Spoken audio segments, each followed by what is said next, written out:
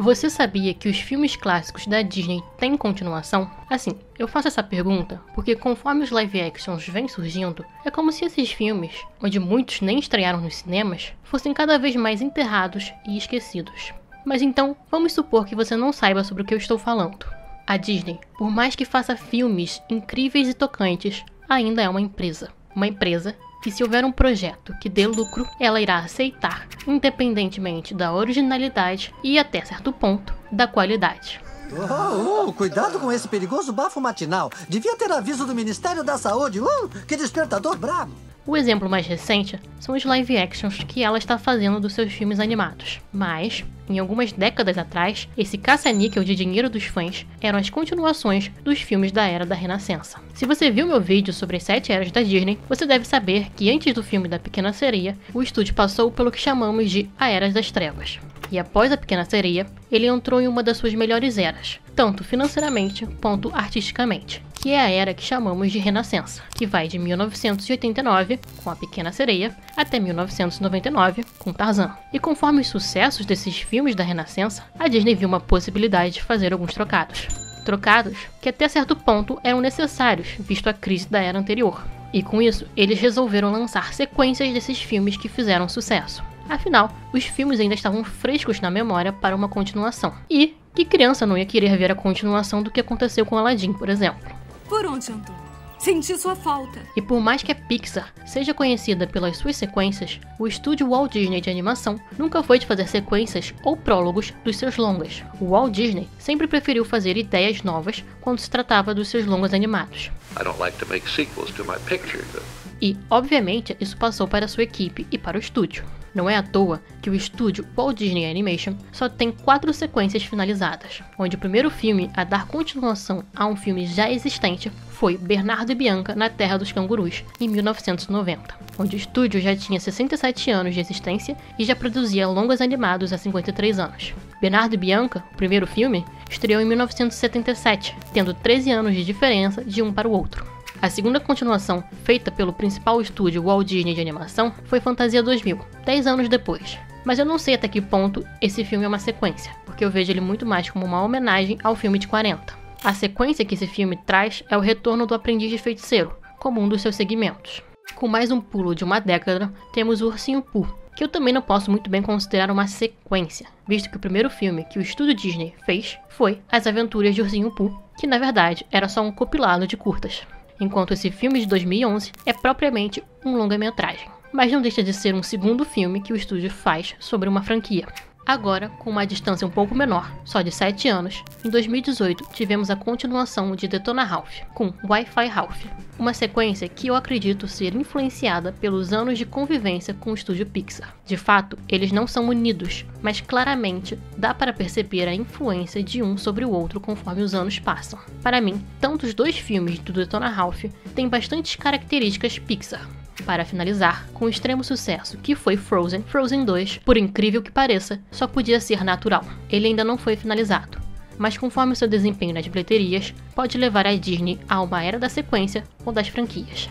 Eu distraio ele e você corre. Mas, nos anos 90, a Disney não estava tão interessada assim em criar continuações e franquias. E como a Disney só queria uns trocados, com o sucesso que o estúdio principal estava fazendo com seus filmes da Era da Renascença, ela terceirizou a produção de várias sequências desses filmes para o estúdio Disney Television Animation e para o Disney Toon Studios, onde o primeiro, o Disney Television Animation, como o nome sugere, é responsável pela produção das animações para a TV, incluindo séries e filmes, enquanto o segundo, o Disney Toon, encerrou suas atividades ano passado, mas produzia basicamente filmes que iriam principalmente para a TV ou para VHS DVD, porque essas sequências terceirizadas, como eu disse no começo do vídeo, muitas não foram lançadas nos cinemas norte-americanos, sendo lançadas diretos para o VHS. Essas continuações eram realmente o dinheiro fácil que a Disney queria fazer. Você não precisa mais devolver.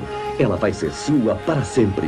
A primeira continuação terceirizada feita foi O Retorno de Jafar, em 1994, onde 2 anos depois, em 1996, eles dão a continuação à história com Aladdin e os 40 Ladrões. Em 1997, eles fazem mais uma história do Ursinho Pooh e ainda no mesmo ano, eles fizeram A Bela e a Fera, O Natal Encantado, um VHS que vendeu 7 milhões de cópias no seu lançamento. E então, em 1998, sai o filme da Bela, em O Mundo Mágico de Bela. Na verdade, em 98, ainda tivemos Pocahontas 2 e Rei Leão 2, O Reino de Simba. Em 1999, tivemos um filme para o especial de ação de graças do Ursinho Pooh. Em 2000, foi a vez da Pequena Sereia de ganhar o seu segundo filme, e do Tigrão a ganhar o seu próprio filme, que eu acho que foi mais que merecido. Em 2001, tivemos o primeiro filme da Era de Prata a ganhar uma continuação, com A Dama e o Vagabundo 2, As Aventuras de Banzé. E eu quero assim confessar que eu só vi esse segundo filme, eu não vi o original não, desculpa aí. O que é com você, Joe? Eu quebro sua cara! Em 2002, tivemos 5 sequências, começando com Cinderela 2, O Corcunda de Notre Dame 2,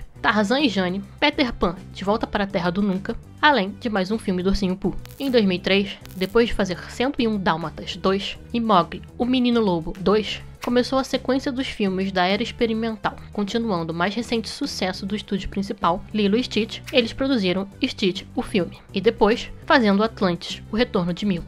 Em 2004, temos o último filme de Rei Leão contado pelo Timão e o Pumba, e mais um filme do Ursinho Pooh. Enquanto, em 2005, além de mais um filme do Ursinho Pooh, temos Mulan 2, Tarzan 2, Lilo e Stitch 2 e A Nova Onda do Kronk. Em 2006, temos a primeira sequência da Era de Ouro, com Bambi 2, além de Irmão Urso 2, Leroy e Stitch e O Cão e a Raposa 2. 2007 começa com o final da trilogia de Cinderela. E em 2008 temos a última, entre aspas, sequência, que na verdade é um prólogo, com A Pequena Sereia, a história de Ariel. É a mesma coisa toda manhã?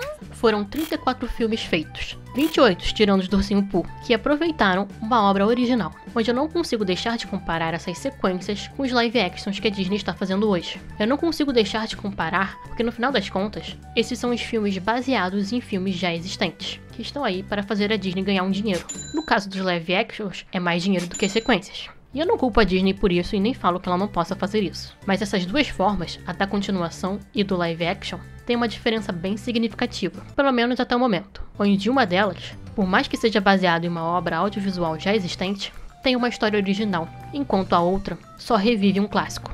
Não estou dizendo que todas as continuações são boas, afinal, Pocahontas 2 foi aquele desastre. Mas aquelas sequências traziam uma nova perspectiva ou expandiam o mundo do filme original. Às vezes até dão um novo significado àqueles personagens que já conhecíamos. Esteve escondendo Iago o tempo todo, não esteve? Em Aladdin e os 40 Ladrões, por exemplo, conta como foi a infância do Aladdin e nos revela quem foi o seu pai. Informações brevemente faladas no live action, e é muito importante ressaltar. Em Rei Leão 2, não só temos uma nova faceta do Simba, que agora é rei, como é um filme com mais tons de cinza, sem ser aquele bem versus mal, como no primeiro filme. Ou em Bambi 2, que nos é contado como Bambi cresceu com seu pai, e explora mais a fundo os sentimentos do Bambi em relação à morte da mãe dele. É um pouco triste pensar como essas sequências foram e são esnobadas. Assim, eu entendo, afinal, não foram feitas pelo estúdio principal, e algumas dessas sequências são bem ruins. Mas por outro lado, há tantos filmes interessantes, divertidos e ricos. Mas me diz aí, qual dessas sequências é a sua favorita? No meu caso, eu assisti ao Rei Leão 2 em loop. Bem, esse foi o vídeo de hoje, e se você não sabia que a Disney tinha tantas sequências assim, deixe o seu like e compartilhe. Também se inscreva no canal para mais conteúdos como esse. Eu sou Juliana e até!